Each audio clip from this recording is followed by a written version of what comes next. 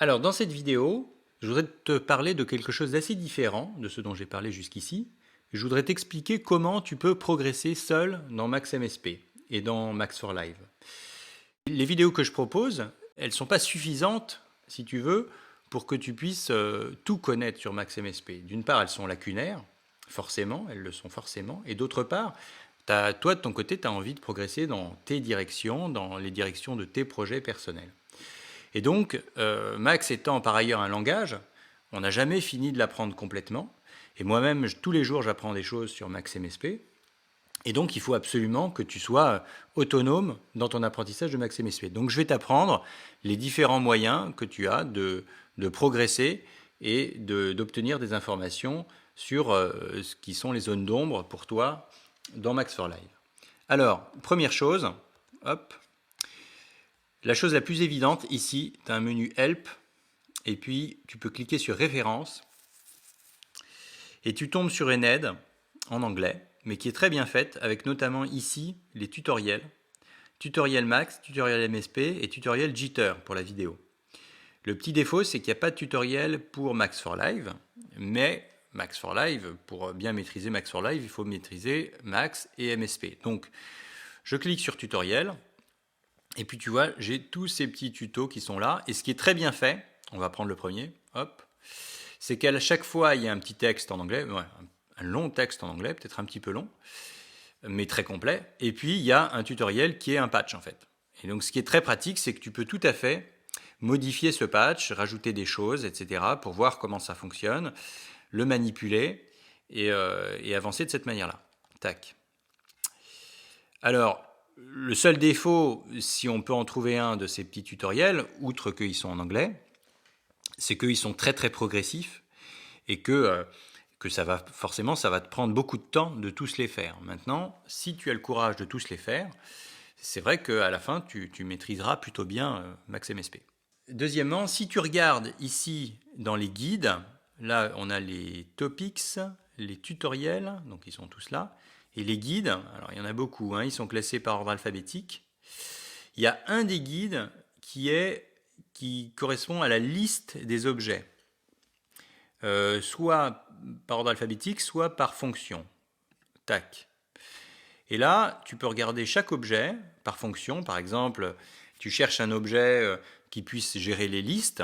On reparlera des listes plus tard. Bon, bah, tu vois qu'il n'y en a pas, bon, voilà, il y en a une quinzaine, mettons. Donc, tu peux cliquer sur chacun d'entre eux. Et puis, à chaque fois, tu as une petite aide qui t'explique comment il fonctionne. Et tu peux, comme ça, comprendre assez rapidement s'il répond à ce que tu cherches ou pas. Il y a un autre endroit où tu peux trouver la liste des objets. C'est ici, dans un patch max. Tu cliques ici. Et là, tu as la liste des objets. Tac, tu cliques ici et tu peux les classer par catégorie. Donc de la même manière, là, si on regarde en liste, hop, là, c'est tout ce qui concerne les listes. Donc notamment avec les fameux objets ZL hein, qui gèrent les listes. Et donc on peut cliquer sur l'un d'entre eux, hop, il s'affiche. Et ensuite, très important et très fondamental dans l'apprentissage de MaxMSP, chaque objet comporte une petite aide. Donc ici, si je fais CTRL-clic, je vais avoir pour cet objet, Atoi, hop, j'ai une petite aide qui est en fait un patch. Voilà, donc n'importe quel objet, hein, je veux dire, on peut regarder ici en contrôle, on va regarder le compteur par exemple, hop, ça c'est un compteur, counter, voilà. Je fais clac, open counter help, où il y a un raccourci clavier, je peux aussi faire option et clic, hop, et ça m'ouvre un petit patch qui m'explique comment il fonctionne. Ce petit patch, il est assez complet. Et puis j'ai ici Open Référence. J'ai aussi, je reviens sur le texte de tout à l'heure qui explique tous les détails les plus fins. Tu n'as pas forcément besoin de tout lire, mais tous les détails les plus fins du fonctionnement de cet objet. Une dernière chose qui peut être utile ici, c'est que si tu regardes dans Extra, tu as toute une série de patchs ici qui peuvent être très utiles et notamment, tu peux cliquer sur Max for Live API Abstraction.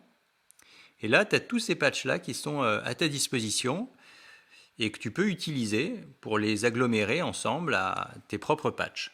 Par exemple, ici, je vais cliquer sur changer le volume d'une piste. Et là, j'ai un patch qui est assez complexe, voilà, qui est très bien fait, très efficace. Hop. Et donc plutôt que de te prendre la tête sur comment est-ce que je peux changer le volume d'une piste, et ben hop, tu sélectionnes ça, tu fais copier, coller, et voilà.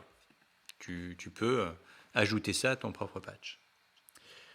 Alors ensuite il y a Internet. Donc si je vais sur Internet, tac, sur Internet, il y a plusieurs sources d'aide. Alors là sur doc.cycling74.com, tu retrouves les mêmes éléments que ceux que tu avais dans la référence.